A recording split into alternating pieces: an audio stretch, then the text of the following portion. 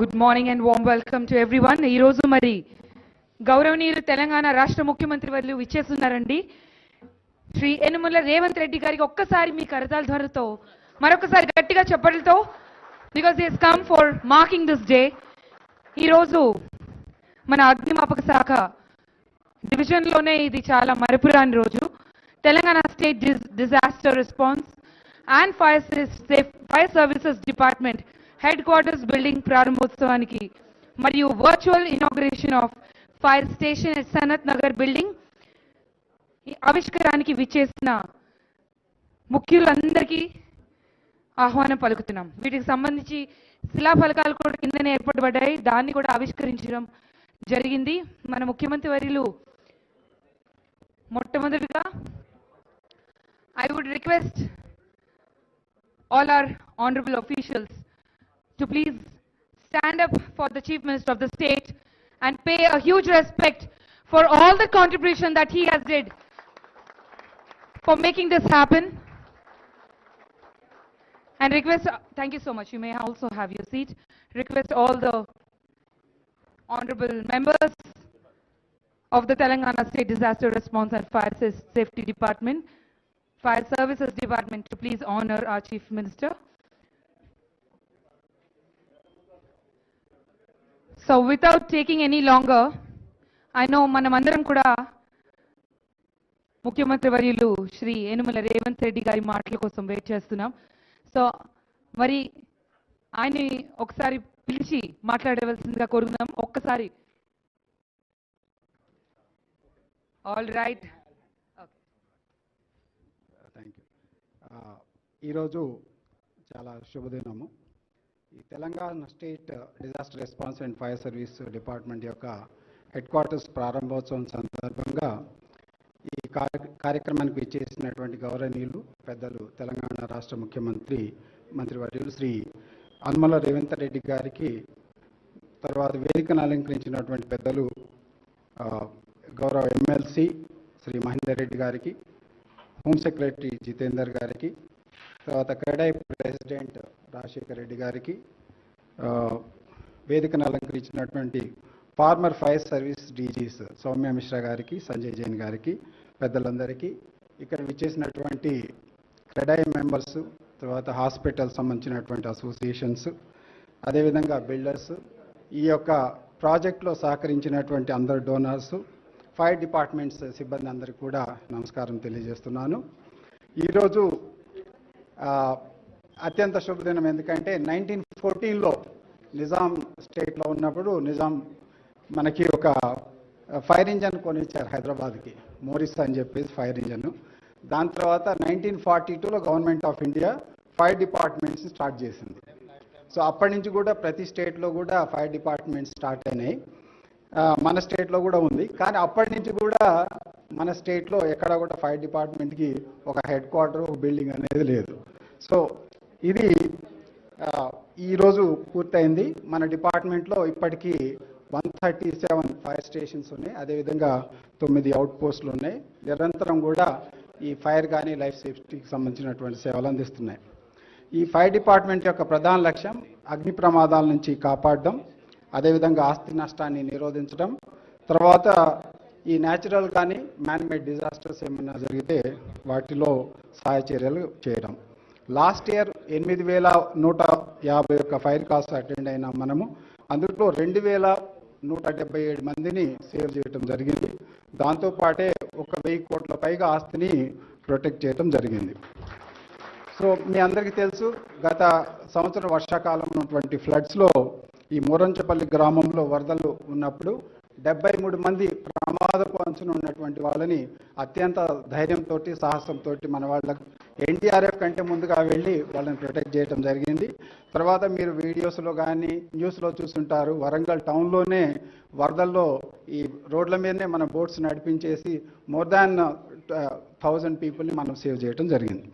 So ఈ విధంగా మంటల్లో చిక్కుకున్న బిల్డింగ్ అయినా కానీ, వరదల్లో భయానకమైనటువంటి పరిస్థితి ఉన్నా కానీ మన ఫైర్ డిపార్ట్మెంట్ సిబ్బంది ప్రాణాలొడ్డి అక్కడ ఉన్నటువంటి ప్రజల్ని రక్షించేదానికి ఎలవేళ వాళ్ళు ప్రయత్నం చేస్తుంటారు.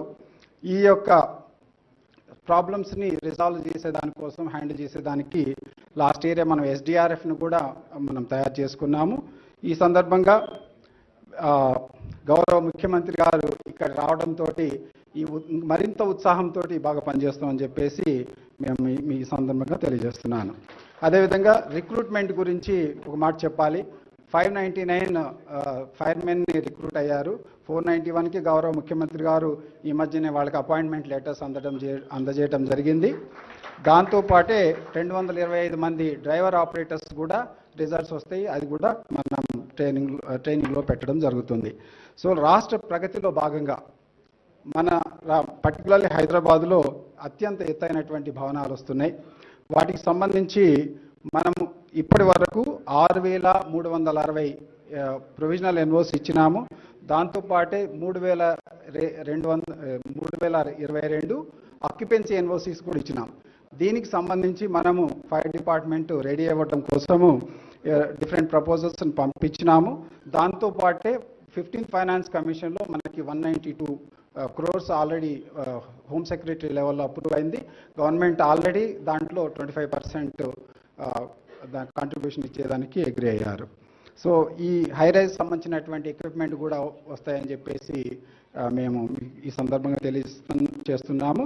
గౌరవ ముఖ్యమంత్రి గారు కూడా చాలా దయతోటి ఈ డిపార్ట్మెంట్లో ఏమేమి ఎక్విప్మెంట్ కావాలో మీరు లిస్ట్ అవుట్ చేసి చెప్పండి, మేము అన్నీ కూడా ఏర్పాటు చేస్తామని చెప్పారు. ఈ సందర్భంగా గౌరవ ముఖ్యమంత్రి గారికి ధన్యవాదాలు తెలియజేస్తున్నాను. సో 1914 నుంచి దాదాపు 110 సంవత్సరాలు అయింది. ఒక హెడ్ క్వార్టర్ బిల్డింగ్ అనేది లేదు. తర్వాత 1964లో Balanagar Sanath Nagar fire station sanction అయింది. 1964 నుంచి కూడా రెంటెడ్ కానీ షెడ్లలో ఆడడం ఉండేది. సో ఈ రెండింటికి కూడా క్రెడై వాళ్ళేమో హెడ్ క్వార్టర్స్ బిల్డింగ్, తర్వాత కిమ్స్ భాస్కర్రావు గారు పోలీస్ స్టేషన్ బిల్డింగ్స్ స్పాన్సర్ చేసి ఒక అసెట్ని క్రియేట్ చేసినారు. వీరందరికీ కూడా కృతజ్ఞతలు తెలియజేస్తున్నాను. ఈ సందర్భంగా ఈ యొక్క డిపార్ట్మెంట్ని ప్రోత్సహించేదానికి అడిగిందే తడుగా సీఎం గారు ఒప్పుకున్నారు ఇది బిల్డింగ్ ఇనాగ్రేట్ చేసేదానికి. ఇది చాలా చిన్న department sir. Over a period దీని గురించి ఎవరు పట్టించుకోలేదు. ఒక సంవత్సరం అయితే దీని బడ్జెట్ 1,01,00,000 101 నంబర్ ఉండేది sir. Somebody thought that idea ఇట్లా చేయొచ్చని కూడా మనకు తెలియదు, బట్ ఇట్ హ్యాపెండ్. సో అటువంటిది అంటే ఈ డిపార్ట్మెంట్ కూడా కొంత ఇంపార్టెన్స్ ఇచ్చి అండ్ ప్రజల ప్రాణ అండ్ ఆస్తి రక్షణ కోసం ఎలవేళ కృషి చేసే డిపార్ట్మెంట్ కాబట్టి దీనికి కూడా సీఎం గారు ఆల్రెడీ చెప్పారు, మీరు ప్రపోజల్స్ ఏమైనా చెప్పేసేయండి అని చెప్పేసి. సో ఈ సందర్భంగా గౌరవ ముఖ్యమంత్రి గారికి కృతజ్ఞతలు తెలియజేస్తూ అదేవిధంగా CREDAI Hyderabad and KIMS management వారికి కూడా కృతజ్ఞతలు తెలియజేస్తూ ముగిస్తున్నాం. Thank you. Thank you so much sir. ఇప్పుడు మనం నాగిరెడ్డి గారికి థ్యాంక్ యూ చెప్తూ ఈ ప్రోగ్రామ్ని ముందుకు తీసుకెళ్తాం. సో ఇప్పుడు మనం క్రెడాయి అధ్యక్షులు, హైదరాబాద్ అధ్యక్షులు శ్రీ రాజశేఖర్ రెడ్డి గారిని సగౌరవంగా ఆహ్వానిస్తున్నాం. ఒక్కసారి గట్టిగా చెప్పట్లతో let's welcome him on to the dais. అందరికీ నమస్కారం. ముఖ్యంగా మొదటిసారిగా మా నిర్మాణ రంగం నుంచి ముఖ్యమంత్రి గారు కలిసే సందర్భం ఇది. అందుకోసం మనందరి వైపు నుంచి కూడా వచ్చే 5 సంవత్సరాలకి మా ఇండస్ట్రీని ముందుకు తీసుకెళ్లే విధంగా చూసుకోవాలని కోరుకుంటూ ఇక్కడికి వచ్చినందుకు ధన్యవాదాలు తెలుసుకుంటున్నాము. ఎప్పుడు కూడా మనందరికీ కూడా తెలిసిందే, dream big, work hard and you can achieve everything in life అనే దానికి ఒక ఎగ్జాంపుల్గా ఉండే నాయకులు మన ముఖ్యమంత్రి గారు. మేము ఒక కార్యకర్త స్థాయి నుంచి ఈరోజు సీఎంగా అయినందుకు we have to be like చాలా గర్వపడాల్సిన పరిస్థితి. సో అదే అంబిషన్తో ఈ వచ్చే 5 సంవత్సరాలలో కూడా రాష్ట్ర ప్రగతికి వెన్నెముక ఉన్న మా నిర్మాణ రంగాన్ని కూడా ఆ రకంగానే మీరు మీ సంకల్పంతో ఎంకరేజ్ చేస్తూ దానికి ముందుకు తీసుకెళ్లే విధంగా తోడ్పాటు అందించాలని మేము కోరుకుంటున్నాము. సార్, ఎప్పుడు కూడా ఎప్పుడు నిర్మాణ రంగం కూడా గడిచిన 9 సంవత్సరాలుగా మీ అందరికీ కూడా తెలిసిందే. ఎప్పుడు మనం గ్రోత్ అనేది చూసినప్పుడు హైదరాబాద్ ప్రపంచవ్యాప్తంగా తలమానికంగా ఉన్నది. ఇదే దిశ లోపల వచ్చినప్పుడు మీ వైపు నుంచి కూడా అంటే మనకి ఇంకా ముందుకు తీసుకెళ్లే విధంగా కూడా ఇండస్ట్రీ బాడీస్ మా వైపు నుంచి కూడా ఇక్కడ అందరు ఉన్నారు. అంటే ప్రతి అసోసియేషన్ నుంచి కూడా రిప్రజెంటేటివ్స్ ఉన్నారు, మా వైపు నుంచి కూడా అందరు ఉన్నారు. సో అందరికీ ఆ దిశగా మేము దీనికి ముందుకు తీసే విధంగా మీరు కొంచెం మాకు సహాయ సహకారాలు అందించాలా. మెయిన్గా ఇది వచ్చేసరికి సార్, ఇక్కడ వచ్చేసరికి మెయిన్గా చెప్పాల్సింది ద డిపార్ట్మెంట్ ఈరోజు ఈ కార్యక్రమం ఫైర్ కమాండ్ సెంటర్ అనేది ఇక్కడ చేసేదానికి ఒక చిన్న ఎగ్జాంపుల్ అన్నమాట. ఒక మంచి మనం చేసినప్పుడు అది ఎదురుగా మళ్ళీ అది ఇంకో రూపకంగా మనకు వచ్చిందనే దాని మీద దానికి ముఖ్యంగా మన సంజయ్ కుమార్ జైన్ గారిని, తర్వాత నాగిరెడ్డి గారిని, ఇద్దరిని కూడా డీజీ గారిని కూడా we have to mention sir.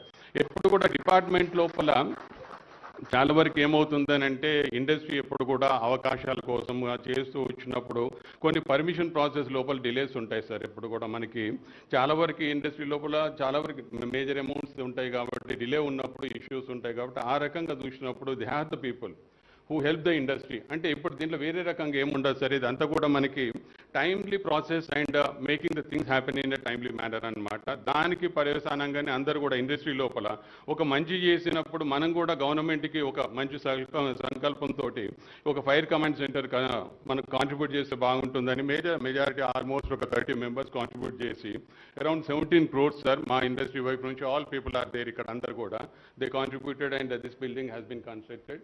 And అందుకోసం ఎప్పుడు కూడా అదే అనుకుంటాం, మనకి పోలీస్ డిపార్ట్మెంట్ ఎప్పుడు కూడా ఒక 3వ కన్నులా ఉంటుంది సార్ మాకందరికి కూడా.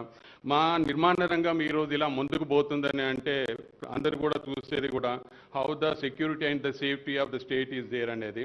దానికి we have to be very thankful for entire department and fire department also. ఆ రకంగానే మా ఇండస్ట్రీ కూడా చాలా ముందుకు పోతుంది. ఈరోజు కూడా ఈ పర్టికులర్ అకేషన్ లోపల మాకు వేరే అంటూ మా నిర్మాణ రంగాన్ని నుంచి కోరికలు అంటూ ఏం లేదు.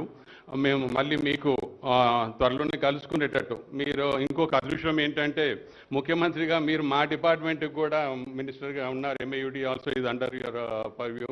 సో దాంట్లో టైమ్లీ సార్ ఒక 2 నెలలకు ఒకసారి ఒక రివ్యూ మీటింగ్ లాంటిది అనేది పెట్టుకుంటాం. ముందు కూడా చాలా వరకు అసోసియేషన్స్ అనేది కూడా ఒకటి ఉంటుంది సార్. అంటే బిల్డర్స్ అనేసరికి ఏదన్నా అంటే ఒకవేళ ఎలా ఉంటుందని అంటే 1000 మంది లోపల ఒక 5-10 మంది ఏదన్నా తప్పు చేస్తే ఉండొచ్చు కానీ బట్ మేము మనస్ఫూర్తిగా ఈరోజు ఎందుకు ఇదంతా చెప్తున్నానంటే we are the contributors of the మేము తెలంగాణకి ఒక వెన్నుముకగా నిలబెట్టాం సార్ అంత నిర్మాణ రంగం అంతా కూడా. గడిచిన 5-6 సంవత్సరాలలో ఒక నైతికతతో నిబద్ధతతోటి మన హైదరాబాద్ నిర్మాణ రంగం కానీ రాష్ట్ర వ్యాప్తంగా ఉన్న వాళ్ళంతా కూడా చాలా ఒక నిబద్ధతతోటే మనం చేస్తూ వచ్చున్నాం కన్స్ట్రక్షన్ యాక్టివిటీ అంతా కూడా. ఇంకా కూడా ముందుకు వెళ్ళే దిశ లోపల ఎదుగుతున్న రాష్ట్రం అనేది ఎదుగుతున్న హైదరాబాద్ గురించి మరీ ముఖ్యంగా చెప్పాలని అంటే ప్రపంచ దృష్టి అంతా మన మీద ఉన్నది సార్ ఇప్పుడు. అందుకోసం ఈ టైం లోపల మీ ప్రత్యేక దృష్టి పెట్టి మీ గైడెన్స్ తోటి ఇంకా ఏ రకంగా ముందుకు తీసుకెళ్లాలన్నా కూడా entire industry is there in front of you. ఇక్కడ అందరూ కూడా సార్ ఆల్ అసోసియేషన్స్ అందరూ కూడా మీకు మా వైపు నుంచి ఎప్పుడు కూడా సహాయ సహకారాలు తోడ్పాటు ఉండేసి ముందుకు తీసుకెళ్లే విధంగా మేము ఎప్పుడు కూడా మీతో పాటు ఉంటాము. Thank you sir. ఇప్పుడు ఇంతకంటే నేను ఈ పర్టికులర్గా దీనికి ఒకటి ఏంటంటే ఇటువంటి అకేషన్లల్లో వీఆర్ దేర్ అనే సపోర్ట్ చెప్పడానికి తప్పితే మాకంటూ ఇది కోరడానికి అవసరం లేదు. But we are there with you and we are there with the department and all that. ఇదే పత్రికా ముఖంగా మీ అందరూ కూడా చెప్పాల్సింది మనకి ఎప్పుడు కూడా ఒక ఉన్నతి ఒక అభివృద్ధి అనేది ఉంటుందన్నప్పుడు ఎప్పుడు కూడా లీడర్షిప్ అనేది గవర్నమెంట్ నుంచి వచ్చినప్పుడు అఫీషియల్స్ కూడా చాలా ఇంపార్టెంట్ అనమాట. We are thankful for them, we are having the gratitude. ఎప్పుడు కూడా మేము ఎప్పుడు కూడా మనస్ఫూర్తిగా చెప్తాం, ఎందుకంటే without them we are not there. ఈ రోజు ఇలా ఉంటున్నామంటే ప్రతి డిపార్ట్మెంట్ నుంచి కూడా the contribution is there and they are the people who are contributing for the state's growth. Thank you very much. That was a wonderful note. Thank you so much sir. మరి మీ మనవులన్నీ కూడా మన ముఖ్యమంత్రి గారు తీరుస్తారని ఆశిస్తూ it's time to invite upon our Chief Minister అండి. Ladies and gentlemen, please put your hands together. మన నవ యువ నాయకుడు, first person of the state, యువతి అందరికీ స్ఫూర్తి. Sir, warm welcome to you. We are dying to hear you. Thank you so much.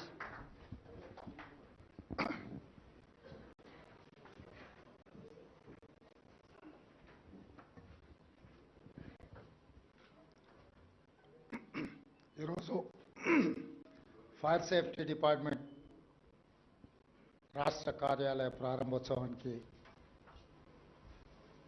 బాధ్యత తీసుకున్న అడిషనల్ డీజీ నాగిరెడ్డి గారు, కార్యక్రమంలో పాల్గొన్న హోమ్ సెక్రటరీ జితేందర్ గారు, సౌమ్య మిశ్రా గారు, అవినాష్ మహాంతి, పోలీస్ శాఖ ఉన్నతాధికారులు, ఫైర్ డిపార్ట్మెంట్ అధికారులు, అదేవిధంగా ఈరోజు ఈ భవన నిర్మాణంలో ఒక ప్రభుత్వ కార్యాలయాన్ని ఏర్పాటు కోసం సహకరించిన క్రెడై మిత్రులందరికీ కూడా శుభాకాంక్షలు, అభినందనలు. మిత్రులారా, ఫైర్ డిపార్ట్మెంట్ ఫైర్ యాక్సిడెంట్స్ అయితేనే కాదు, వరదలు వచ్చినా, అగ్ని ప్రమాదాలు జరిగినా, రోడ్ యాక్సిడెంట్స్ జరిగినా, కన్స్ట్రక్షన్స్లో ఏదైనా బిల్డింగ్స్ కొలాప్స్ అయినా, ప్రమాదం అంటూ జరిగితే అందరికంటే ముందుగా వచ్చేది ఫైర్ డిపార్ట్మెంట్. వాళ్ళందరూ వాళ్ళ ప్రాణాలకు తెగించి ఇతరుల ప్రాణాలను కాపాడడానికి కృషి చేస్తారు. వాళ్ళకు రాష్ట్ర స్థాయి కార్యాలయం లేదంటే ఇప్పుడే వస్తూ నాగిరెడ్డి గారితో మాట్లాడితే నాకే ఆశ్చర్యం వేసింది. ఎందుకంటే స్టేట్ ఎకానమీలో భాగస్వాములు అయ్యే వివిధ శాఖలకు అనుమతులు ఇచ్చేది వాళ్ళే, ప్రధానంగా కన్స్ట్రక్షన్ సైడ్, రియల్ ఎస్టేట్. ఈరోజు తెలంగాణ స్టేట్ ఇన్కంలో మెజారిటీ రోల్ ప్లే చేస్తున్నది infrastructure, particular in construction industry. So ఎత్తైన భవనాలకు 50-60 ఫ్లోర్లకు అనుమతులు ఇచ్చే వాళ్ళకి సొంతంగా భవనం లేదంటే అది ప్రభుత్వానికి కూడా అంత మంచిది కాదు. ఎస్, తప్పకుండా మీరు అందరు ముందుకు వచ్చి భవన నిర్మాణానికి సహకరించారు. నేను కూడా శాఖ అధికారులకు సూచన చేస్తున్నా. హైదరాబాద్ నగరం అనేది ఇండియాలో ఉండే 5 మెట్రోపాలిటన్ నగరాలలో ఒక ప్రముఖమైన నగరం. మనం ఈరోజు మిగతా మెట్రోపాలిటన్ నగరాలతో కాదు, ప్రపంచంతోనే పోటీ పడే స్థాయికి ఈరోజు హైదరాబాద్ నగరం రీచ్ అయింది. దానికి ప్రభుత్వం ఏర్పాటు చేసిన ఇన్ఫ్రాస్ట్రక్చరే కాదు, కార్పొరేట్ కంపెనీస్గా లేకపోతే నిర్మాణ రంగంలో మీరందరూ రాణించడం వల్లనే ఈ హైదరాబాద్కి గుర్తింపు వచ్చింది. ఔటర్ రింగ్ రోడ్ కావచ్చు, అంతర్జాతీయ ఎయిర్పోర్ట్ కావచ్చు, ఐటీ సెక్టర్లో వచ్చిన ఈ మొత్తం పెట్టుబడులు కావచ్చు, హైటెక్ సిటీ కావచ్చు, హైదరాబాద్ నగరానికి కృష్ణా గోదావరి జలాలను తరలించడం ద్వారా ఇక్కడికి వలస వస్తున్న వాళ్లకు తాగునీటి సమస్యలను తీర్చడమే కాకుండా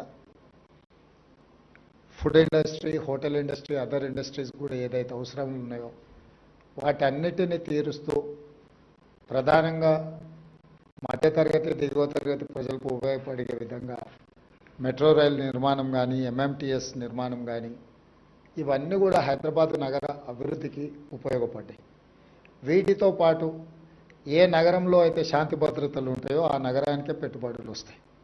ఈ హైదరాబాద్ నగరంలో ఒకప్పటి వాతావరణం నుంచి బయటికి తీసుకొచ్చి మత కలహాల నుంచి శాంతి భద్రతల సమస్యను పరిష్కరించుకుంటూ ఆనాటి ప్రభుత్వాలు ఒక విధానాన్ని నెలకొల్పినాయి. కాబట్టి ఈరోజు ఈ స్థాయిలో మన నగరం పోటీ పడుతుంది.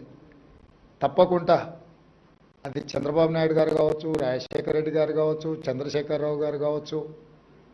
గత 30 సంవత్సరాలు 10 సంవత్సరాలు చంద్రబాబు నాయుడు, 10 సంవత్సరాలు రాజశేఖర రెడ్డి గారు, 10 సంవత్సరాలు చంద్రశేఖరరావు గారు. రాజకీయాలు ఎలా ఉన్నా, వాళ్ళ ఆలోచన విధానం ఎలా ఉన్నా, హైదరాబాదు నగర అభివృద్ధి విషయంలో గత ప్రభుత్వాలు తీసుకున్న నిర్ణయాలను కొనసాగించుకుంటూ ఇంకా మంచి నిర్ణయాలతోనే వాళ్ళు ముందుకెళ్ళిండ్రు. ఈ సాంప్రదాయం కొనసాగుతుంది. చాలామందికి కొన్ని అపోహలు ఉన్నాయి. ఆ అపోహలను చర్చించుకోవడం వల్ల ఏం ప్రయోజనం లేదు. గత 30 సంవత్సరాలలో ఈ నగరం ఎంత వేగంగా అభివృద్ధి చెందిందో, ఈ నగరం వేగంగా అభివృద్ధి చెందడానికి గత ముఖ్యమంత్రులు ఏ ప్రయత్నం చేసిండ్రో వాళ్ళ ముగ్గురు అనుభవాల నుంచి పాఠాలు నేర్చుకొని కొత్తగా నూతనంగా ఇంకా హైదరాబాద్ నగరాన్ని అభివృద్ధి పదం వైపు వేగంగా నడిపించడానికే మా ప్రభుత్వం ప్రయత్నం చేస్తుంది. ఇన్నర్ రింగ్ రోడ్ వేసినప్పుడు అసలు రింగ్ రోడ్ అనే విధానము, ఫ్లైఓవర్లు కట్టినప్పుడు ఫ్లైఓవర్ల విధానం కాంగ్రెస్ పార్టీని ఆ రోజు ముందుకు తీసుకొచ్చి, ఔటర్ రింగ్ రోడ్ కూడా ఆ రోజు చంద్రబాబు నాయుడు గారు ప్రతిపాదించారు. కంప్లీట్ ఔటర్ రింగ్ రోడ్ లేకుంటే పార్షియల్లీ బైపాస్ రోడ్ లాంటిది ఎయిర్పోర్ట్కి ఈ ప్రాంతం నుంచి ఉండాలి, గచ్చిబౌలి ఈ ప్రాంతం నుంచి అని ఆలోచన చేస్తే తర్వాత రాజశేఖర రెడ్డి గారు ముఖ్యమంత్రి అయిన తర్వాత కంప్లీట్గా హైదరాబాద్ నగరానికి ఒక మణిహారంగా ఉండాలి అని చెప్పి ఔటర్ రింగ్ రోడ్డును కానీ అంతర్జాతీయ ఎయిర్పోర్ట్ను అంతకుముందు ప్రభుత్వం తీసుకున్న నిర్ణయాలను కొనసాగించి అంతకంటే ఇంకా ఉన్నతంగా అభివృద్ధి చేయడం జరిగింది. ఈరోజు ఔటర్ రింగ్ రోడ్ తర్వాత రీజనల్ రింగ్ రోడ్డు రావడానికి గత ప్రభుత్వం తీసుకున్న నిర్ణయాలు కేంద్ర ప్రభుత్వం అనుమతించింది. మధ్యలో కొన్ని కారణాల చేత వాయిదా పడుతూ వచ్చింది. నేను ముఖ్యమంత్రిగా బాధ్యత చేపట్టిన తర్వాత మా మంత్రివర్యులు కోమటిరెడ్డి వెంకటరెడ్డి గారు మేమందరం నితిన్ గడ్కరీ గారితో చర్చించి మాట్లాడి ఇమ్మీడియట్గా రీజనల్ రింగ్ రోడ్కు సంబంధించిన అన్ని పెండింగ్ సమస్యలను పరిష్కరించాలని కేంద్ర ప్రభుత్వాన్ని సంప్రదించి ఆ సమస్యలన్నిటినీ దాదాపుగా పరిష్కరించడం. 354 కిలోమీటర్స్లో దాదాపుగా 50% రోడ్డుకు సంబంధించిన నిధులు, ల్యాండ్ ఎక్విజిషన్ పూర్తయింది. మిగతా సగభాగం కూడా in principle they have agreed to sanction that remaining part. So భవిష్యత్తులో ఏవైతే రీజనల్ రింగ్ రోడ్డు విషయంలో ఏమైనా అపోహలు ఉన్నా వాటన్నిటిని తొలగించండి. తొందరలోనే తెలంగాణలో రీజనల్ రింగ్ రోడ్ కూడా రావడం జరుగుతుంది. దాంతోపాటు కంప్లీట్ రింగ్ రోడ్ మొత్తము రైల్ వసతి కూడా కల్పించాలి రవాణా కోసం అని చెప్పి ఆలోచన చేస్తుంది. ఇదే కాకుండా మనకు పోర్టులు లేవు కాబట్టి డ్రై పోర్ట్ విధానం కూడా తీసుకురావాలనేది మా విధానం. ఇప్పటి వరకు హైదరాబాద్ నగరానికే మాస్టర్ ప్లాన్ తయారు చేస్తూ వచ్చిన గత ప్రభుత్వాలు. ఇప్పుడు మేము ఆలోచన చేస్తున్నాం, హైదరాబాద్ నగరానికే పరిమితం చేయదలుచుకోలేదు. తెలంగాణ మొత్తం ఒక నగరం లాంటిది. Almost more than 40% is urban area. So మన తెలంగాణ హైదరాబాద్కి ఎక్కడి నుంచి అయినా 2 గంటలలో 90% ఆఫ్ ద ఏరియాస్ మనం 2 గంటలలో రీచ్ అయిపోవచ్చు. ఎయిర్పోర్ట్ నుంచి అయితే హార్డ్లీ 1.5 అవర్లో maximum district headquarters reach అవ్వచ్చు other than Khammam and Adilabad. So అందుకోసమనే వేగంగా అభివృద్ధి చెందాలి అని అంటే మొత్తం తెలంగాణకి మెగా మాస్టర్ ప్లాన్ ఉండాలనేది మా ప్రభుత్వ విధానము. 2050 మెగా మాస్టర్ ప్లాన్ తెలంగాణకు ఆలోచన చేస్తున్నాం. Up to outer ring road వరకు ఉన్న inside of Hyderabad is urban Telangana. Outer ring road to regional ring road వరకు ఉండే ఆ మధ్యలో ఉండే ప్రాంతం peri urban Telangana. Regional ring road to Telangana borders వరకు రూరల్ తెలంగాణ. ఈ సెక్టర్స్ని విడగొట్టి అర్బన్ తెలంగాణకి ఏం ఇన్ఫ్రాస్ట్రక్చర్ ఉండాలి, గవర్నమెంట్ ఏం చేయాలా, మీలాంటి వ్యాపారస్తులు ఏం చేయాలా అనేది ఒక కాంప్రహెన్సివ్ ప్లాన్ చేస్తాం. రీజనల్ రింగ్ రోడ్ నుంచి ఔటర్ రింగ్ రోడ్ నుంచి రీజనల్ రింగ్ రోడ్ వరకు కొన్ని క్లస్టర్స్ చేసి ఆ క్లస్టర్స్ని అన్నిటిని కూడా సిటీల కింద డెవలప్ చేయాలని కౌంటీస్కి. అంటే ఇప్పుడు మీకు చైనా పోయినప్పుడు ఇన్ఫ్రాస్ట్రక్చర్కి సంబంధించిన ఒక్కొక్క దగ్గర ఒక్కొక్క పెద్ద పెద్ద గాంజావు పోయినా ఇతర ప్రాంతాలు పోయినప్పుడు మీకు ఏం కావాలన్న ప్రపంచంలో ఉండే ప్రతి వస్తువు అక్కడ దొరుకుతుంది. అది ఫర్నిచర్ కావచ్చు, అదర్ ఇన్ఫ్రాస్ట్రక్చర్ మెటీరియల్ కావచ్చు, ఏది కావాలన్నా. సో చైనాలో వాళ్ళు చేయగలిగినప్పుడు తెలంగాణలో మనం ఎందుకు చేయలేము? చాలా ప్రాంతాలకు హైదరాబాదు నగరం అనువైన ప్రాంతము, ఏం కొనాలన్నా ఏం తీసుకెళ్లాలన్నా. అందుకోసమని regional ring road Hyderabad outer ring road మధ్యలో ఒక 10 to 15 శాటిలైట్ టౌన్షిప్స్ డెవలప్ చేయాలి. పెద్ద ఎత్తున ఇన్ఫ్రాస్ట్రక్చర్ రంగాన్ని ప్రోత్సహించాలనేది మా ప్రభుత్వం యొక్క విధానము. అదేవిధంగా ఫార్మాసిటీ తరలిపోయిందనో, ఫార్మాసిటీ కట్టట్లేదనో కొంతమంది పని కట్టుకొని ఆలోచన చేస్తారు. నేను ఈరోజు మీతోని చెప్పదలుచుకున్నా అంతర్జాతీయ ఎయిర్పోర్ట్కు కూతవేటు దూరంలో బల్క్ డ్రగ్ ఫార్మా, అది రెడ్ జోన్. అంటే బల్క్ డ్రగ్స్ అక్కడ పెడితే గ్రౌండ్ వాటర్ ఎయిర్ పొల్యూషన్తో నగరం యొక్క మనుగడనే ప్రమాదంలో పడే అవకాశం ఉంది. అంతర్జాతీయ ఎయిర్పోర్ట్ పక్కన, నెవార్క్ ఎయిర్పోర్ట్ పక్కన అట్లాంటి 1-2 కంపెనీలు ఉంటేనే వాళ్ళు అది అక్కడి నుంచి ఎక్కడికో షిఫ్ట్ చేయాల్సిన పరిస్థితి వచ్చింది అమెరికా లాంటి నగరంలోనే. సో అందుకే అక్కడ ఉన్న 25,000 ఎకరాలను ఒక నూతన నగరంగా నిర్మించాలి. అందులో యూనివర్సిటీస్ని డిజైన్ చేయాలా, హెల్త్ సైడు హెల్త్ టూరిజంని డెవలప్ చేయాలా, అదేవిధంగా electric cars, electric batteries related, అదేవిధంగా స్పోర్ట్స్ విలేజ్, అదేవిధంగా IT and pharma non polluted ఇండస్ట్రీస్ని అన్నిటిని కూడా అక్కడ డిజైన్ చేయడం ద్వారా ఎయిర్పోర్ట్ నుంచి కూడా ఇప్పుడు మెట్రో రైల్ని ఏదైతే డిజైన్ చేసినామో గతంలో ఇక్కడ నుంచి ఔటర్ రింగ్ రోడ్ నుంచి మెట్రో డిజైన్ చేశారు. ఈ ప్రాంతంలో ఉన్న వాళ్ళు ఎవరైనా మెట్రోలో పోయే వాళ్ళు ఎంతమంది బంజారా హిల్స్, జూబ్లీ హిల్స్ ఈ ప్రాంతంలో ఉండేవాళ్ళు 5 నిమిషాలలో ఔటర్ రింగ్ రోడ్ ఎక్కువ, ఆ తర్వాత 20 నిమిషాలలో ఎయిర్పోర్ట్కి చేరుకుంటాం. మెట్రో కంటే వేగంగా మనం కార్లలో వెళ్ళగలిగిన వాళ్ళం. మనం వారానికి 3 సార్లు ప్రయాణం చేస్తాం, కారు అక్కడనే వదిలేస్తాం, డ్రైవర్ కూడా మనతో రాడు. కానీ నిజంగా జనాలకు ఉపయోగపడేది మెట్రో. ఎక్కడైనా అంతర్జాతీయంగా ఈ మాస్ ట్రాన్స్పోర్టేషన్ అనేది చాలామంది ప్రయాణం చేయడానికి థిక్ హై డెన్సిటీ పాపులేషన్ ఉన్న ఏరియాల నిర్మాణం జరిగేది. అందుకే మేము ప్రజా ప్రయోజనం కోసము ఈరోజు నాగోల్ వరకు మెట్రో ఉంది. నాగోల్ నుంచి ఎల్బీ నగర్, ఎల్బీ నగర్ నుంచి ఓవైసీ హాస్పిటల్, ఓవైసీ హాస్పిటల్ నుంచి చాంద్రాయణగుట్ట, చాంద్రాయణగుట్ట నుంచి P7 రోడ్ నుంచి ఎయిర్పోర్ట్కి ఇచ్చినాం ఫస్ట్ కనెక్షన్. ఎల్బీ నగర్ నుంచి హయత్ నగర్ వరకు మెట్రో కనెక్షన్ ఇచ్చినాం. అదేవిధంగా ఈరోజు మియాపూర్ వరకు మెట్రో ఉంటే అక్కడి నుంచి ఇప్పుడు బీచేల నుంచి రామచంద్రాపురం వరకు, చందానగర్ నుంచి రామచంద్రాపురం వరకు మెట్రో ఎక్స్టెన్షన్ ఇస్తున్నాం. ఈరోజు రాయదుర్గంలో ఉన్న మెట్రోను ఈ గచ్చిబౌలి జంక్షన్ నుంచి అమెరికన్ కౌన్సిలేట్ వరకు ఈ ఎక్స్టెన్షన్ ప్రపోజల్ ఇచ్చినాం. అంటే ఈరోజు మేము చేస్తున్న ఆలోచన నిజంగా ప్రజలకు అత్యధికంగా ఉపయోగపడే విధంగా ఉండాలన్న ఆలోచన. మెట్రో ఉంటుంది, మెట్రో రద్దు కాలే. ఫార్మా ఉంటుంది, మీరు సిటీలు ప్లాన్ చేసారు, మేము ఫార్మా విలేజ్లు ప్లాన్ చేసినాం. 2,000 నుంచి 3,000 ఎకరాలలో ఒక 15 క్లస్టర్సు. మనకు హైదరాబాద్కి 14 రోడ్లు ఉన్నాయి.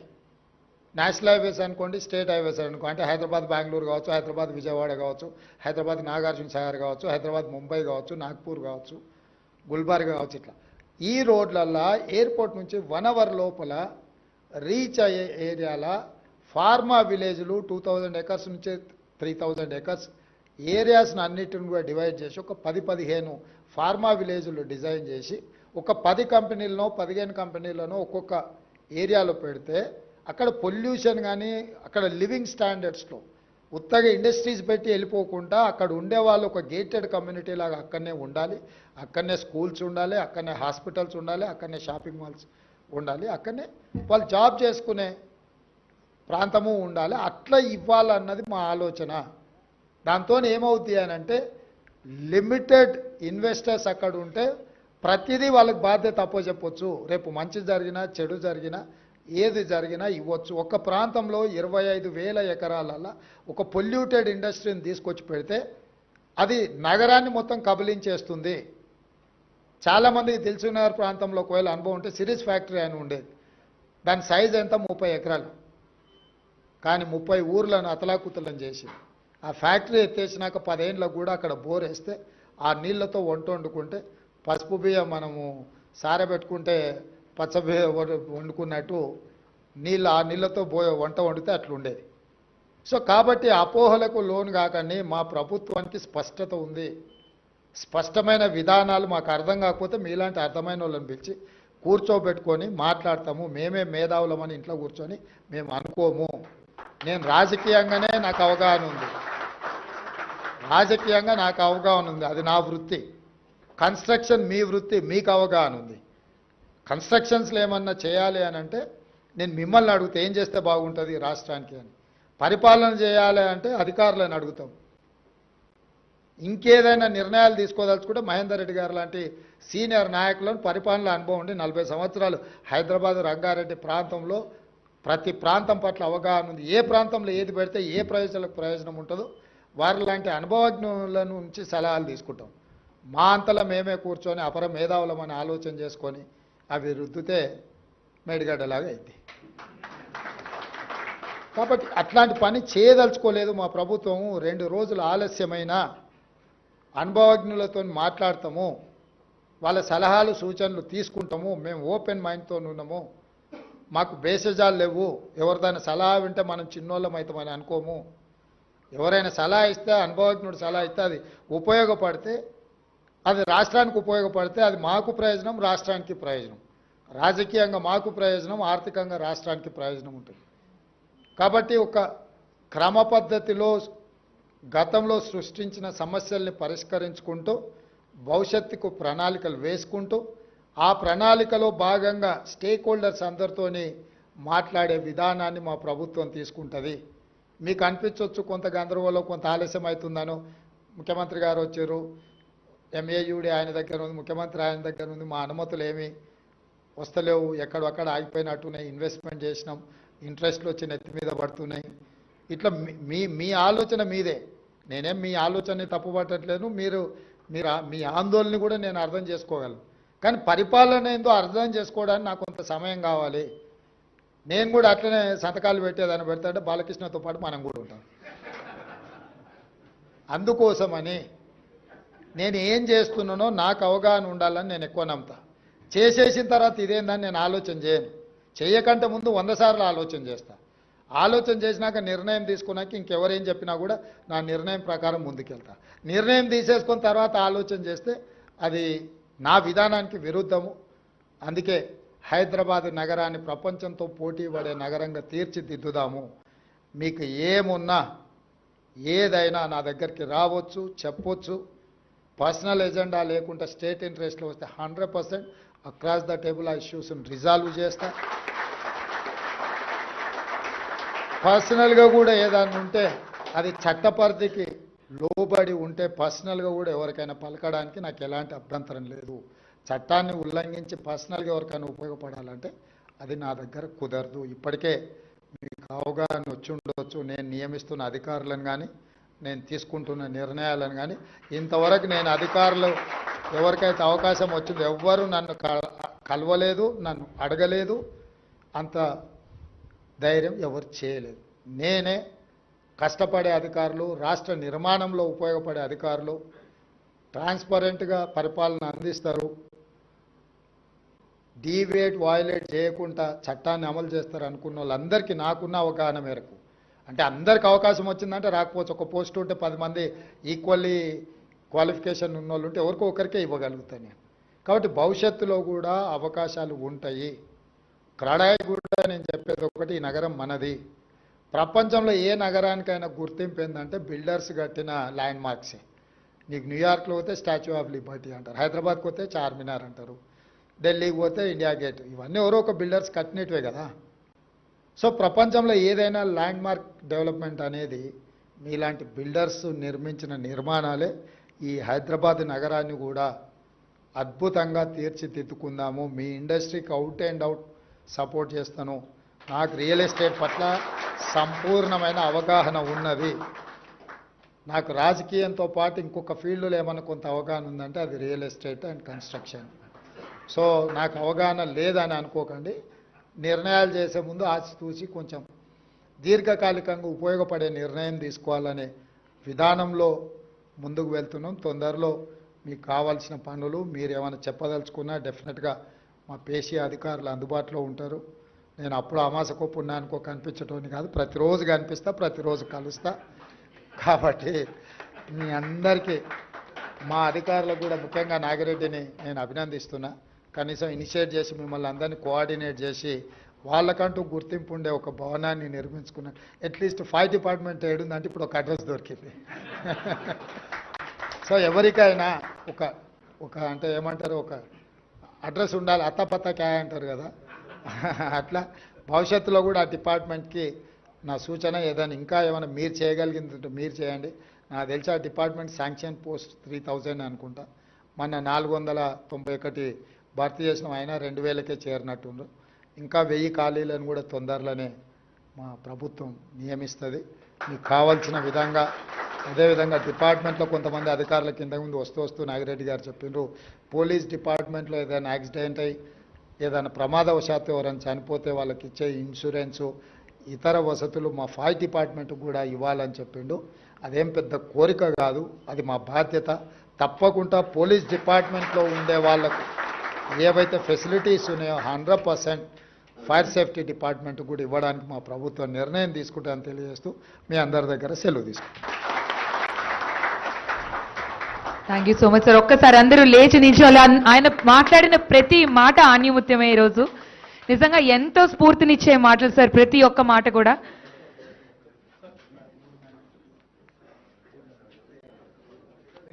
మీరు అనుకున్న విధంగానే ప్రతి ఒక్కరి చేస్తారని, హైదరాబాదే కాదు మొత్తం తెలంగాణ రాష్ట్రం ప్రపంచ వ్యాప్తంగా ఉన్నత శిఖరాలు తాకి అంతకు మించి వెళ్ళాలని ఒక్కసారి గట్టిగా కరతాళతో ఆయన మాట్లాడిన ప్రతి మాటకి ధన్యవాదాలు తెలుపుతూ request felicitation of our honourable chief minister by our director general fire services Shri Y Nagireddy చేతి ద్వారా felicitation to our honourable chief minister Shri Yanumala Revanth Reddy గారికి ఒక్కసారి గట్టిగా చెప్పట్లండి. నాగిరెడ్డి గారు ఆ director general fire services.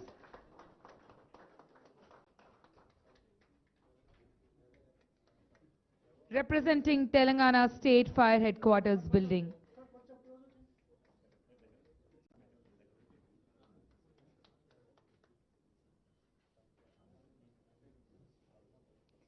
Thank you so much, sir. అలాగే క్రెడాయ్ హైదరాబాద్ వారు కూడా శ్రీ యనుమల రేవంత్ రెడ్డి గారిని, మన ముఖ్యమంత్రి వర్యులు యనుమల రేవంత్ రెడ్డి గారిని ఫెలిసిటేట్ చేయవలసిందిగా కోరుకున్నాం. క్రెడాయ్ హైదరాబాద్ ఒక్కసారి కరతాళ ధ్వనులండి గట్టిగా.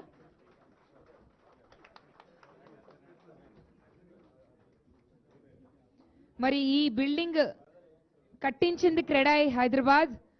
సో వారికి కూడా ఒక్కసారి గట్టిగా చెప్పట్లండి. ఈ అద్భుతమైన నిర్మాణం ఫర్ అ కాజ్